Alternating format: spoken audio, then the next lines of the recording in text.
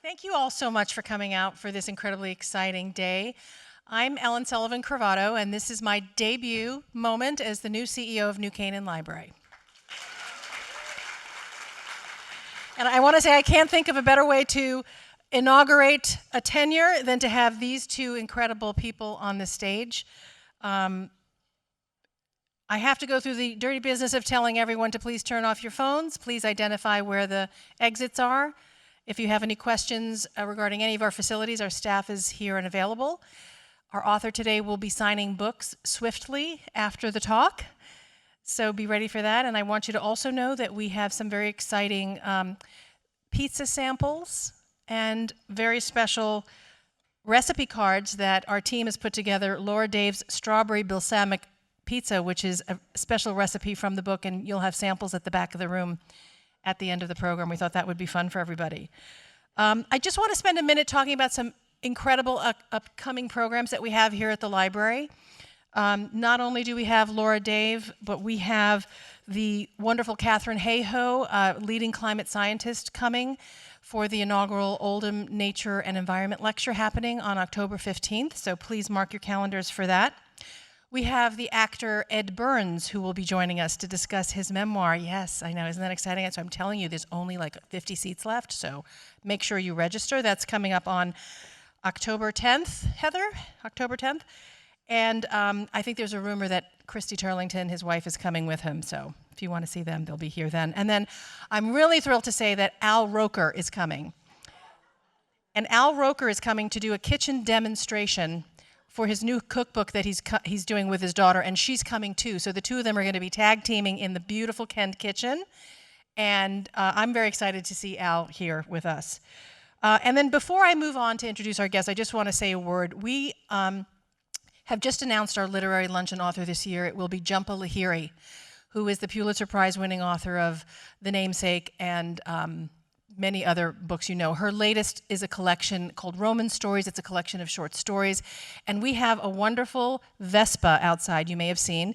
And as a benefit to the library, a fundraiser, we are selling tickets for you to win that beautiful tomato red Vespa, which will make you feel like you're living in Rome, living La Dolce Vita, like we all live here already in New Canaan.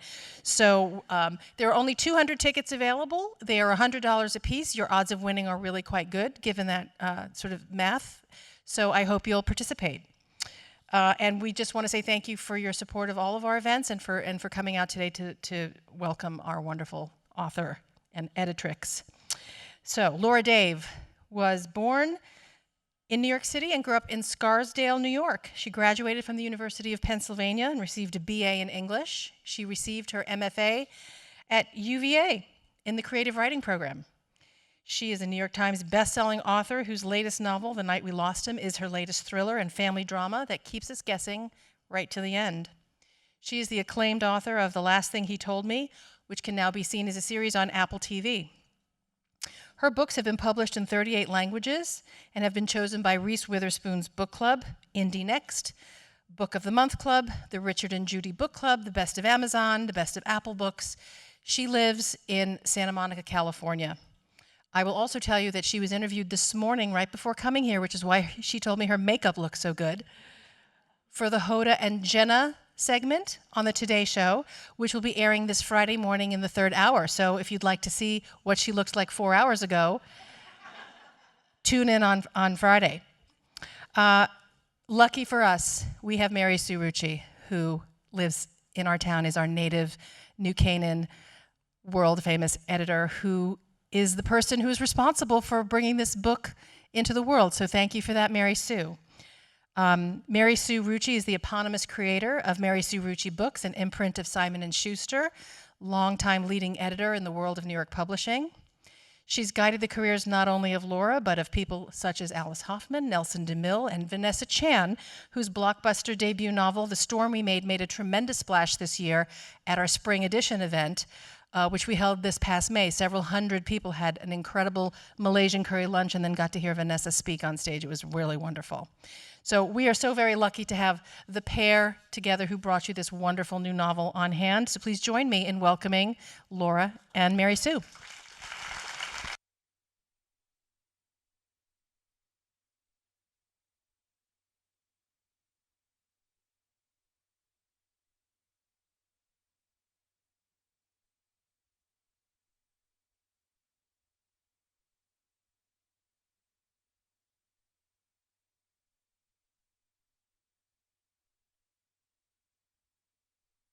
Thank you, Ellen. Hi, everybody. It's so nice to be here. I'm Marysue, I'm Laura. just so you don't mix us up. And Picture, it was a clue. oh yeah, that's a clue. And thank you to Elm Street Books and New Canaan Library for having us. It's so special. It's only the second day this book has been on sale, and it's already taking people by storm. It's an Apple Best. It's an Indie Next #1 pick across the entire nation by independent booksellers. It is an Amazon Best. It's a book of the month. I mean, we'll go on and on. I'm not going to go on and on. But today I thought we'd talk a little bit about this book, go back into Laura's history because it's quite interesting how she became a writer. And but before we begin, and then we'll circle back to this particular book, which you can buy in the back, and she will sign after this. Laura, tell us what The Night We Lost Him is about. I absolutely will, and I want to say hello to everyone. Your town is very, very cute.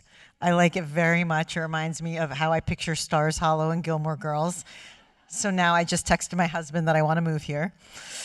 And this book is about two, so I'm like looking at it like it's going to give me a clue. This book is about two estranged siblings who haven't really seen each other in many years. They were siloed by their father growing up, and they didn't have much of a relationship as adults until he died in a mysterious way. And while the authorities ruled that death accidental, Nora's estranged brother, Sam, thought something else was at play. And together they joined forces to try to figure out what actually happened to their father, and in the process uncover a 50-year-old family secret that lets them know that not only was their father's death not what the authorities say, but he was not the man they thought he was. Sounds good. That was really good. Thank you. Okay, so before I leave that, this has already been optioned by Netflix for a feature film. And do you want to tell them what they're comparing it to? Because there's one little detail. Oh, so, well, they're saying that it's sort of like Big Little Lies and like The Notebook, because there's a love story at the center of this mystery that really is at the heart of what actually happened to the father. Yeah, so Big Little Lies meets The Notebook is the tagline. Laura, you had an extraordinary success with The Last Thing He Told Me. We sold more than 3 million copies of that book. It was a #1 bestseller. It was made into the Apple TV show. I'm sure, like, if a show of hands, how many people have read it or seen the show? Yeah, there we go. And Jennifer Garner starred in it. They're doing a season 2. But people think that was your debut. Some people think that's your debut, but it was actually your 6th novel. Mm-hmm. So I wanted to go back and talk about when you knew you wanted to be a writer and how you got here. Well, I always wanted to be a writer since I was little. My house was full of books. My local library, Scarsdale Library, my mom and I went every Sunday. I have memories of her looking at the New York Times bestseller list and picking what books to put on hold, and me going to the children's section and picking my book for that week. And then when I was old enough, picking something from the New York Times bestseller list. I always have been a reader first and wanted to write my own books. And I went to graduate school. And I wrote what was my first novel, or what I planned to be my first novel. And I moved back to New York. I was at you guys will know. You'll know the place. I was at a coffee shop in Bronxville. I like coffee. And I spilled some on my computer, and I lost the entire book.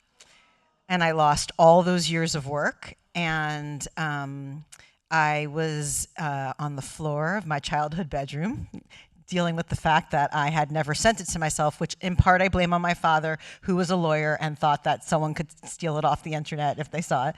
But my father said to me, "What are you going to do next?" And I said, "I'm going to start again." And I had 13 jobs that year. I did PR for Speedo, and I waited tables, and I tutored private school kids, anything and everything to keep my mornings free so that I could write a new first novel. And at the end of that year, I sold that novel, and I've been a full-time writer since. Yeah, so it was just like that. And so after that, you became a writer full time? Yes, You did. that first book was optioned to be a movie, ironically by Reese Witherspoon, and that afforded me the opportunity to write full time. And I think if you haven't read her before, and I had read Laura, so we started working together on your fourth book, and it was called 800 Grapes, right? Yes, I can do math. Fourth book, and I had read you before, and I knew. Sorry, I keep doing this. What I love about Laura's books is that they are filled with heart and hope, and so when I read the books, it feels effortless. I'm completely swept into the story. There are complicated relationships. Everybody feels fully realized. It feels realistic but aspirational. But I absolutely feel better about the world at the end of a Laura Dave book.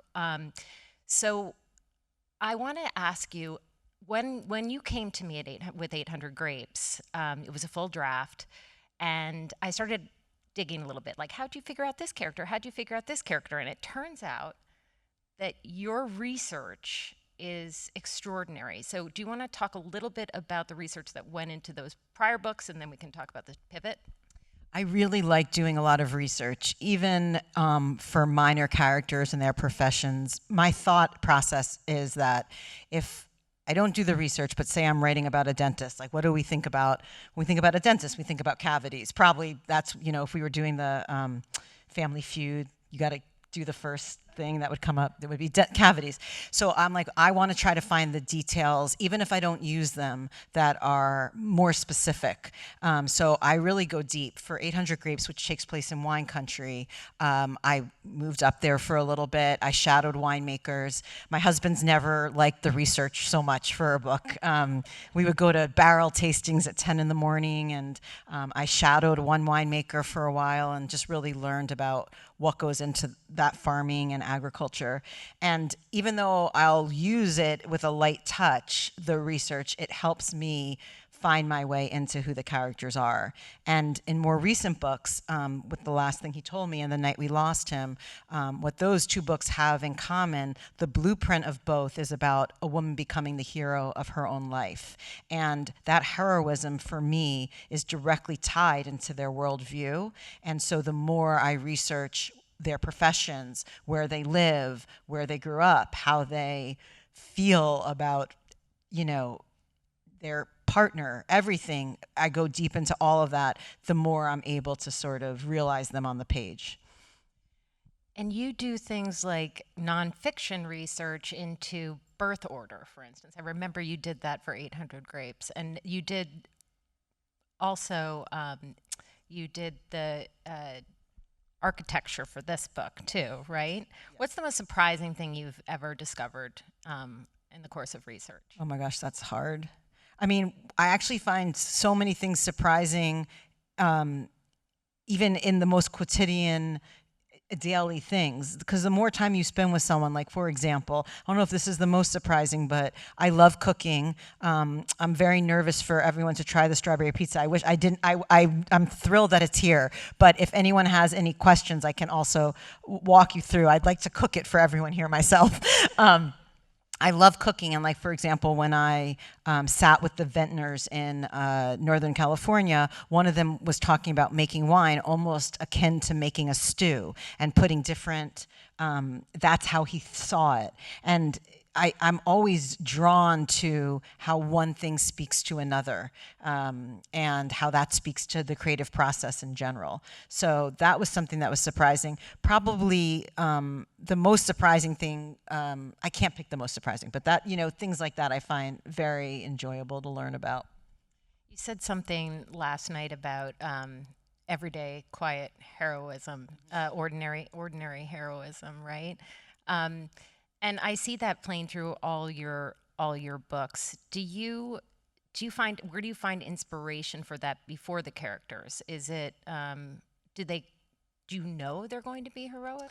Well, what I always start with is a question, like an emotional question that I want to dig into. So for this book, the question really centered around, what does it mean to be the witness to someone's life? And what happens if the person whose life you most want to witness is lost to you? What is the cost? And so I start with that, and then all I know is the first scene of the book. I know how I'm going to dive into that questioning. And so here I knew that the father, I'm not spoiling anything, dies in the first 3 pages and is pushed to his death. And we are left with his 2 grown children seeing each other for the first time, one telling the other, I think Dad was killed. So I know that that is what happens. I know that that is the setup. And then I sort of write my way into how is that going to answer this question for me. And you chose purposefully Nora to be an architect. Yes. Okay, so I want to talk a little bit about that. So I love architecture. If I had any drawing ability, I could have gone that way. I think it's so remarkable in the way we can think about how architecture impacts our emotional lives is something that I had never seen written about in fiction, because I think of architecture, I think like so many of us, as grand design, but there's a whole focus in architecture on making it healing, rounded corners and light and open windows, and that's called neuroarchitecture. How am I going to build a space that holds someone and makes them feel physically and mentally better? And I wanted Nora to be that kind of architect because she has to go about solving the mystery of her father in a way that no one else is able to. So I think she needed a viewpoint that no one else had. So that's fun for me. Then I get to spend all this time with neuroarchitects and learning from them, hearing their stories, and studying neuroarchitecture. If you're interested in neuroarchitecture, either before or after reading the book, one thing that was incredibly helpful was a documentary called My Architect. And that focuses on the architect who built the Salk Institute, which is sort of credited as the beginning of the neuroarchitecture movement. And true or false, you had the Salk portrait on your... I had the Salk Institute on my desk because before I understood what neuroarchitecture was, I thought I was making something up about architecture. And I had it on my desk because I read somewhere that he said the goal of that building was to be healing. And then I learned that it was a real thing, and I had to throw out 30,000 words. But you know what? I have no trouble throwing out 30,000 words. I used to teach. I don't teach anymore, but the first thing I would say to my students is, what makes you a writer is not what you put on the page. It's what you're willing to throw out before you put those words on the page, not holding on too tightly to what has to go. You are a master rewriter, and you are very, very selfish about your pages for a very long time. I say that jokingly because many authors will just finish, say the end, and then send it off to me, and it's a spaghetti mess, right? But Laura, I have to beg her to send me the draft. I mean, I think I saw the 19th draft. Is that right, of this? 19th. So I beg her to send it to me. Well, it's because your opinion matters so much to me. I remember very early on in working with Marysue, she told me a story about a novelist. Don't worry, I won't say her name yet. But she's like, the draft got turned in, and I had to literally sit down and map out the whole book and redo it and blah, blah, blah, not complaining, just sort of walking me through that. And I'm like, I sat there in my own head, I'm like, my goal, if nothing else, is that I'm always going to turn in a book that I get the email after that says, this is great, here we are, here we go. So now I just completely jinx myself because I have to turn in a new book in November. I write, you nailed it. Yeah. You always do. And we juge it together. But what was I going to ask you? I just lost my train of thought. So who else reads it for you? So my husband is a writer, and we write together. We have written a few projects together, but he's my first reader. I have a handful of wonderful friends, a couple of whom's parents are here today, who are readers for me, and that's wonderful. And I love to give my book primarily to readers and a few writer friends as well, but people who just love reading, so that they can sort of tell me in a holistic way what they're longing for, what they want more of, so that I call it low-hanging fruit. I can fix all of that before I give it to you. You do. You make my job easy. You do. That's not You true. do. And I just want to back up a little bit because Laura's husband is an Oscar-winning screenwriter, Josh Singer. He won the Oscar for Spotlight. He was nominated for Maestro this year, and they together wrote the Apple series. They had adopted that, and they're writing this one together as a feature film, right, at Netflix. Correct, yes. Yeah. And when are you going to start that? After I turn in the book to my editor. The next book is the sequel to the last thing he told me. So, we already have the world built. That's the good news, But right? in terms of the research, like for example, before I headed out on book tour for this last week, I got to go to Paris to do the research for that book and the south of France. So the key, if there's any aspiring writers out there, is just pick places you really want to go and put the book there. It's horrifying to have to go to the south of France. So, but I do feel like I was talking about that a little bit and how excited I was. And so I think the universe gave me a pat to remind me to calm down, because I got stung by a bee my first day there, which is oh, it's not that big a deal, but I'm a huge baby. So for me, it was a very big deal, that bee sting. I was crying and, it hurts. You often set your books in aspirational Yes. places, to go back to that. And there's a particular thing that you love to do that you want to talk about with your settings. I think settings, if you really spend a lot of time in them, can operate as another character. And so for me, I like to set books on the edge of the world in some way, in towns that require something different of its inhabitants because it's isolated, such as Western Massachusetts, Western Sonoma County, Sausalito, and in the case of this book, Carpinteria, California, and Ditmas Park, Brooklyn. Because when something's on the edge of the world, you get to be more anonymous, and also you're more interdependent on each other. And I think narratively that moves the story in an interesting direction. Because I never know where my books are going, I feel like I'm in conversation with my characters as we go. I never know where they're going that first draft, and then I know more. But there's this great E.L. Doctorow quote that I also have above my desk that says, writing a novel is like driving a car at night. You only need to see as far out as your headlights. And I always think about that. I always think I need to know the next 10 pages. But if I know more than that, then maybe my readers won't be surprised because I'm not surprised. So I like for everyone to be surprised as we're moving through. And putting a town in a weird place often leads to surprising results. Like a semi-locked box. Tell everybody how you write, though. You don't know the ending.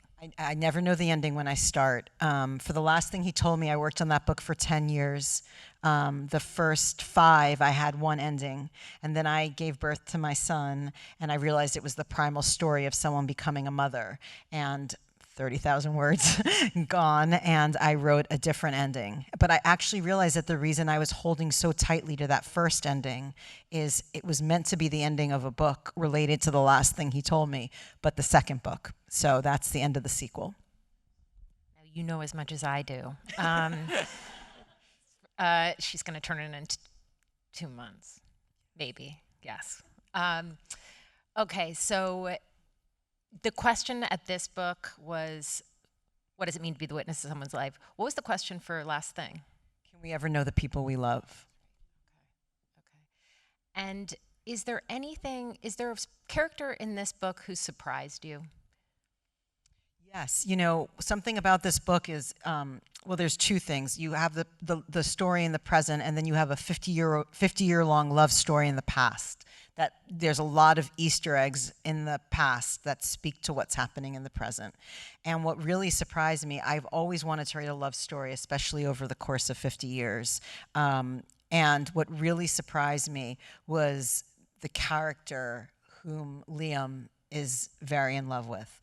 I'm not going to say more than that because I don't want to spoil anything, but she became someone that mattered a great deal to the story in a way that I was surprised about.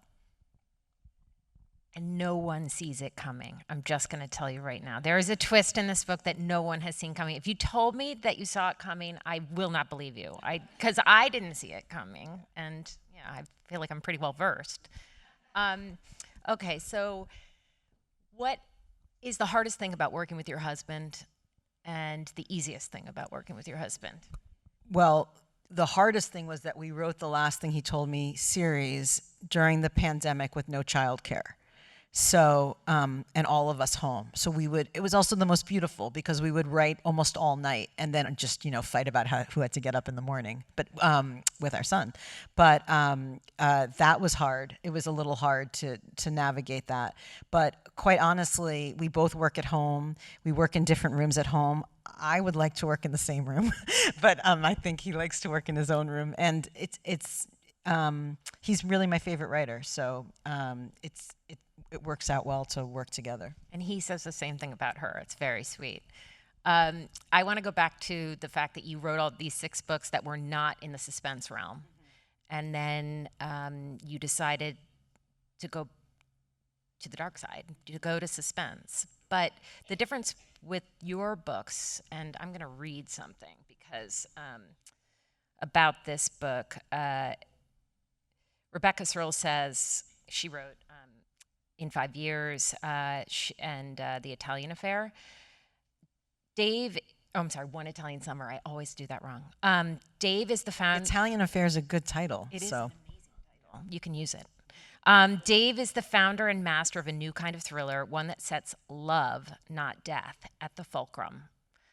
And did you mean to do that? Like, was that how you set out? Yeah, so I always say, because I never want to be misleading, some people sort of categorize my books as thrillers. I think of them more, and we talk about this, they're really kind of thriller light or more of mysteries with a real family drama at their heart. There are so many books in this genre that, and I love a thriller, but so many that focus on revenge, or you wake up and you realize your husband is a monster. And I love reading all books and those kind of books too. But I wanted to try to bend the genre a little bit and write thrillers that are rooted in love and hope, and that the turn isn't that someone is evil or you were wrong to trust yourself, but rather that the mistakes that were made are rooted in very human experiences, so that when we get to the other side of it, what the characters are hopefully getting to isn't that they're starting from, a place of mistrust, but that they were correct to trust themselves and now they're going to evolve. Yeah, a place of good intention, right? And hope, and I think that all jives. For this book, when it was cast, when the last thing was cast, did you have a say in that? Yes, I actually did. Normally an author doesn't have a say in casting, but because we created the series, I did have a say in some of the casting, along with our producers and with the directors. I think our cast is really wonderful, and on top of which, they're just really lovely people. Everyone involved is a really good human, and they all want to come back and do it again, and for that I feel so lucky. I think, though, that I am meant to stay in a room alone working. So the second season I won't be involved with on a daily basis the way I was the first. But you wrote the Bible for it. Yes, I wrote. Yeah, they know what the book's about because I had to go in and show them a draft and. Sorry, because they had to get to work because they start shooting in November. No respect. Yeah. So they're shooting the sequel in September. We're going to publish the next book in next fall, and then they'll drop it the season after. Okay. And for this book, casting. I don't know yet. I keep getting asked that. So if you all read it and then you have cast ideas, please send them my way. I don't know how to answer people. I don't picture anyone except for how they exist in my head until, someone tells me. Well, so with Last Thing, did they match what was in your head? Did you try to fit them? Well, when I saw the actress who was going to play Bailey, I knew that she should be Bailey when I saw her tape. Jennifer Garner was this really wonderful experience. So originally it was going to be Julia Roberts, and then scheduling conflicts of when we were going to start, she fell out.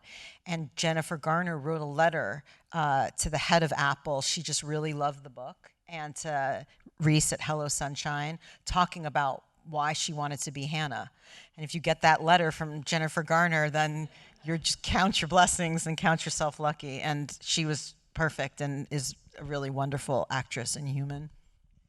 I can just attest to this because we went to visit. I got to visit the set, and Jennifer Garner was filming. She would never tell you this, but I will tell you this because I'm indiscreet. But Jennifer Garner was on the set filming, and we're tiptoeing around, and we went up to the houseboat because you guys have seen it. So the houseboat is on the set as well, and we're up in the houseboat, and Laura's showing us, and she decorated the houseboat, and all of a sudden we hear clomp, clomp, clomp. Laura, Dave, I hear you have guests here. And she came to us and introduced herself, and she had her dog-eared copy of The Last Thing He Told Me with all her favorite passages highlighted. And I mean, you just melt. She was just, and she posted about this book last night. I mean, God bless her. So anyway, that's my aside. And I hope I get to visit the set again. Yeah. Maybe when we're in Paris. Yeah. Paris would be awesome. Should we see if anyone has any questions? Yeah, let's open it up. Because I feel like we're getting into dangerous territory of where's the next book. Yeah. Are you going to take the questions, Allison? Yes. Okay. Yeah, I have one here. I'm going to hand the mic to whoever needs to ask. Okay. I have a question. Thank you. You said that the first book, I think you said, took 10 years to write. Do you write other books at the same time? So for The Last Thing He Told Me, which did take 10 years, I put it down and I wrote 2 other books in the interim before I went back to that book. I would pick it up, I'd put it down, I couldn't let it go. I knew I wanted to tell that story, but I just wasn't ready to tell it the way it needed to be told. It took a long time, and I think sometimes things do. And in terms of the idea of throwing things out or putting things aside, I have a file on my computer called garbage, and I'll put it's over 1,000 pages, the file. Passages, anything I love, I put it there because I do believe things come back and they find their way into the book they're supposed to be in. The opening chapter in The Last Thing He Told Me, in which Hannah loses her keys and can't hold on to everything, was originally in a book called The Fifth Beatle's Wife, about someone who's, I don't even know if you know this, about someone whose husband's helicopter goes down off of Vieques, the island near Puerto Rico. And I have 250 pages of that book in garbage. And the only thing that survived were those 3 pages, which were meant to be in The Last Thing He Told Me. That's some serious cutting. 3 pages.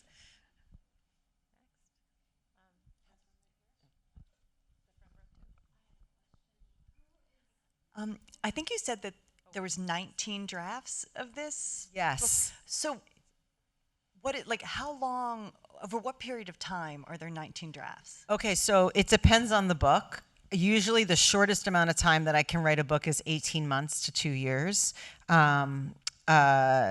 Much to the chagrin of my editor.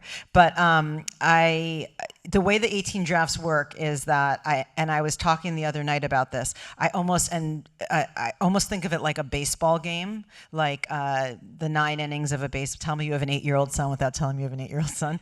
The 9 innings of a baseball game, which is the first draft is really for me to figure out what the secret of the story is and where I was trying to go.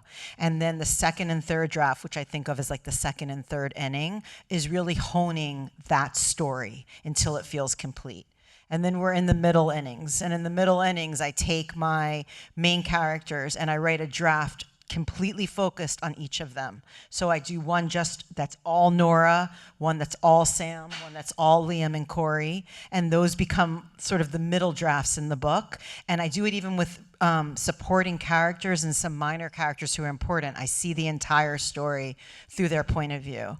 And then I think I get to the last innings, and that's when I really make sure that everything is sort of speaking to each other. So here, because we have a story in the past and a story in the present, things get moved around so that every chapter has an Easter egg that leads us to the next piece. Sometimes that takes us 43 years behind, and sometimes that takes us 6 months ahead. And so that's how I sort of get draft 18. And then I give it to my agent, who's a very sharp and smart reader. And then when she says, okay, good, then we give it to Marysue, and I pray.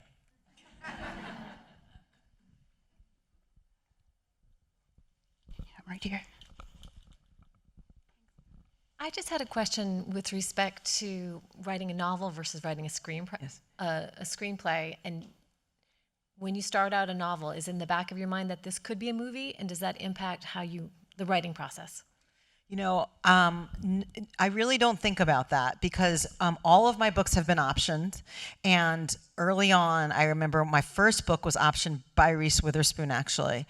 And I was so excited. And my film agent, who's a wonderful reader and really just has been with me since the beginning of my career, I was like, oh, I said, Reese Witherspoon's going to make this. And she's like, no, no, no. They've optioned it. They option all sorts of things, and most things never get made. And so that was always in my head, that things might get optioned and it was going to afford me an opportunity to write. But I never thought about it as though it was going to happen. So I never write with that in mind. The only exception is I know the sequel's happening. So what's weird is I never picture anyone, but now, you know, Jen Garner's running around in my head as Hannah. So now I'm picturing people, but with the exception of that, I never really think about it. Laura, one of the things I love about your writing is that it's so rich. So with all due respect to the Notebook, I can't imagine that this would not be, it's just so much richer. And there's a lot of wisdom in it. And I'm wondering, as you go through all these drafts, how much of that is there at the beginning and you're just digging it out, and how much of it is the layering that comes from careful attention over and over? Well, thank you for that. That's a very nice thing to say. I think that it's a mix. When I talk about like figuring out the secret of the book, it's usually an emotional secret. This book I did not realize was a love letter from one person to another. And I realized it at the end of the book when Nora calls out the person that she's written this story for. And when I realize a secret like that, then some of the emotional depth finds its way into the writing. So usually, you know, that's somewhere in the middle of the ball game. You've said before that every book is a love letter. I really love the idea that every book is a love letter that we're peeking in on, that it's something that, you know, the best stories for me, I feel like is something that you're being read aloud. Every fall I reread Heartburn by Nora Ephron. It's one of my favorites, and if you actually do want to be read aloud too, Meryl Streep does the audiobook. I highly recommend it. But this book actually turned into an actual love letter. Okay, so first I just want to say thank you, Laura and Marysue, for being here and sharing the time. And my question, Laura, is the process of distillation. As you go through these drafts, do you have a filtering process? Do you have an intuitive? Is it intellectual? Is it a dance between the heart and the mind? And how do you know when it is just, boop, green light, done? That's a great question. Some of it's intuitive. Something happens when I find the ending that I know is going to be the ending, which is why the last thing he told me was elusive to me, because I knew it wasn't the right end.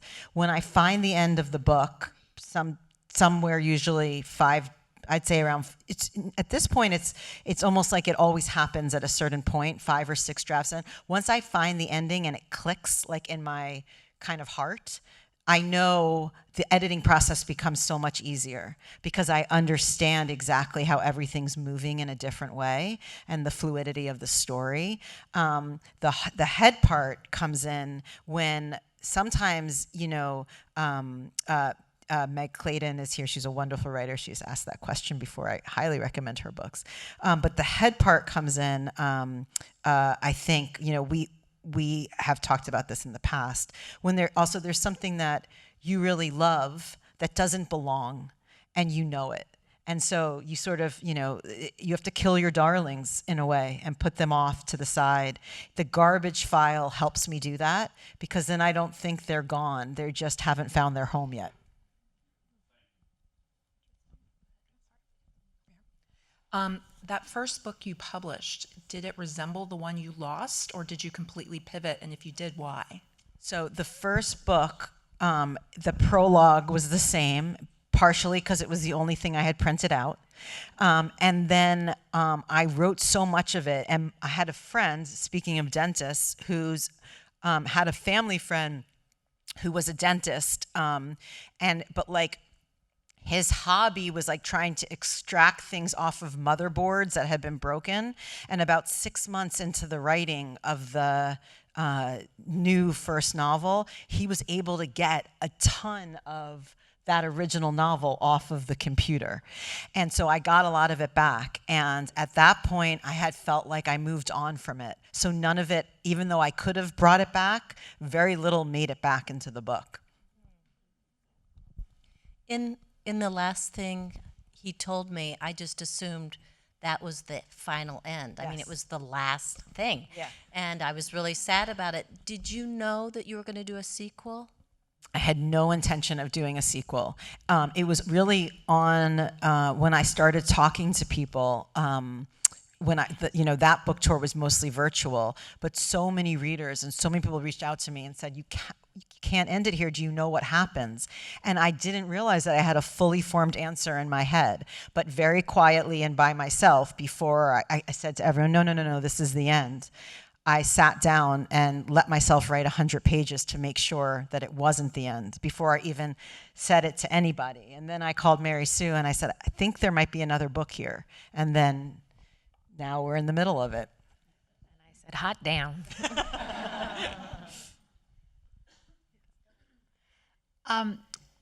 You talk about how your characters and secrets evolve quite a bit.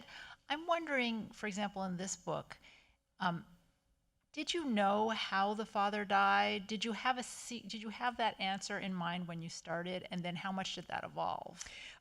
That's a great question. So I have it. It's almost like how I talk about the headlights at night. I almost have a foggy idea. So I was very enamored of. I was reading about Katharine Hepburn's lifelong love affair. Oh my God, I'm losing my mind. With Spencer Tracy? Yeah, oh my God, it just left. Is that a sign of something? That's not great. And I knew that it was going to speak to that in some way. That what happened to him. He was so sad on the cliff that night, and you see in those first 3 pages that he's thinking about a woman that he liked to be there with. And I had this foggy idea that I needed to do a lot of research into Katharine Hepburn and Spencer Tracy. And so then I go and I do that, but I don't know yet how exactly that's going to play in. I just feel like that's somewhere in the heart of the character. And a little Easter egg that's in the book is in that prologue in which he's remembering this woman. He says, and again, this is page 2, so not a spoiler, but he says that he's made the same mistake again and again at 28, 30, 45. He lists all these years, and those are the flashbacks you're going to see in the book, the very years that he's talking about in that first chapter, which you might not even notice reading through if I hadn't just said it. But in my mind, when I wrote that, when I knew it was Katharine Hepburn, and I knew that those were the moments I had to visit in order to find the answer. You've been raising your hand, so of course. Yes. One is I'd love to know your writing process now. Like, is it every morning, or kind of what's your schedule? And then how did you go from finishing your first book to finding an agent, getting published? Did you have a big break, or? Yes, that's a great question. So the first part is the writing process, and it's been the same since I lost that first book. I protect my mornings at all costs. Not every morning, and I have a young child, so it looks a little different, but I get up and I'm at my computer, no internet, my husband's cup of coffee, which is excellent. Our one COVID hack was that we bought this like a really, really fancy coffee machine, and like he thinks he was going to open a bakery, so he like does latte art on it. So I have his cup of coffee, and I listen to the same song on repeat the entire time I write. And for each book, the song changes. So for the last thing he told me, which I wrote over a very long period of time. I listened to a Bruce Springsteen song like over 30,000 times, quite literally. And I was listening to it in the car recently, and my husband was like, really? Like, still? And for this book, a New England man wrote this song that I listened to and sings the song that I listened to for this book. It was a Noah Kahn song. We can't really beat Noah Kahn. So that's my writing process still and always. It's been like that since the first book. And I write, I don't have a word count, but I write until, when we were talking about the intuitive click, I have an intuitive click when it's not going to get any better that day and I stop writing. And in terms of a break, after I moved to New York and rewrote that book, that's actually where I met Meg. We were at Sewanee, Tennessee, and a writer's conference, and I met my then agent, and she reached out to me after that conference and had read the pages, and I sent her the manuscript, and she said, let's go do this. And I actually I had a feeling who the editor should be of that first book, and I asked her to send it to that editor who wasn't on the list, and that editor bought it the day after she read it. So I had a feeling about that. And then speaking of the process of getting the big break, very early on, then that editor left, and I was sort of orphaned, which is a really hard thing at an editing house. And I've always been like, like when you read the acknowledgments and you see in the back of the book who was involved with the book, so many of my favorites were Marysue Rucci books. So like Leslie Dorman and smaller books of yours, not only the big hits, but like smaller literary books I just loved. And my then agent reached out to me at some point and said, Marysue Rucci reached out to me and said, you're being underpublished. And I said, well, break my contract, send me over there, put her in.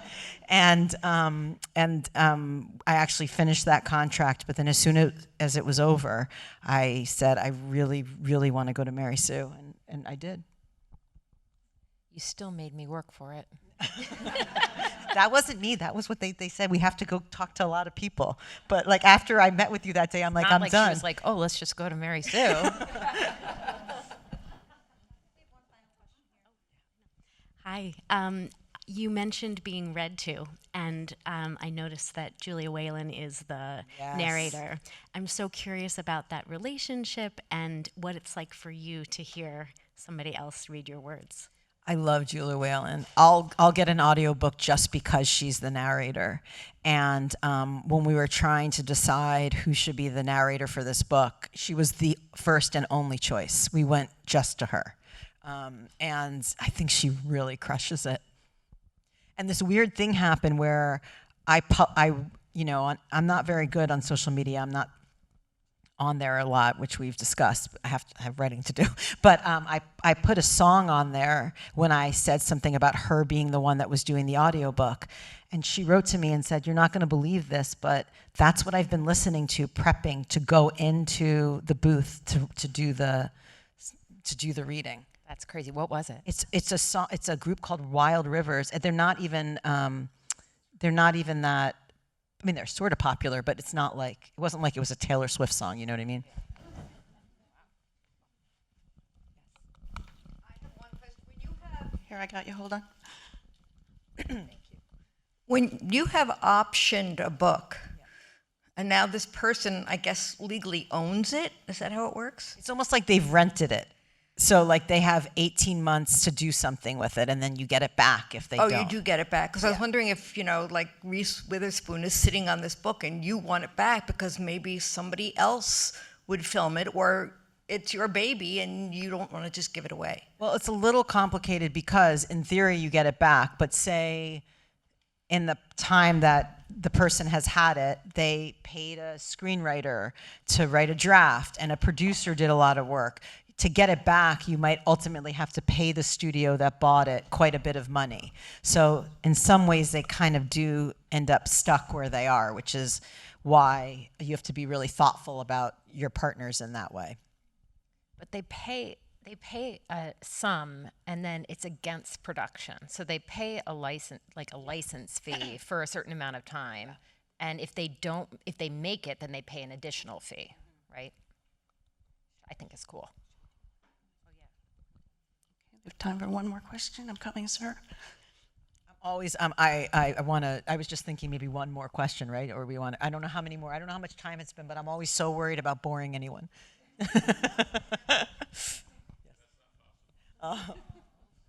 Listening to you talk about really not knowing the end when you start, I formulated the question, do you like mysteries? Do you like the process of creating the question and then the mystery as to what the answer is and what the possible answer is, and then solving that mystery and putting it on paper?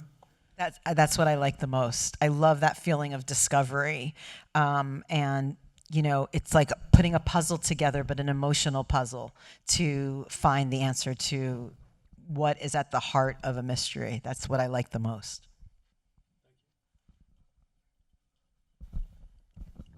Okay, I think that's it. Thank you very much, Laura and Marysue. Thank you all so much.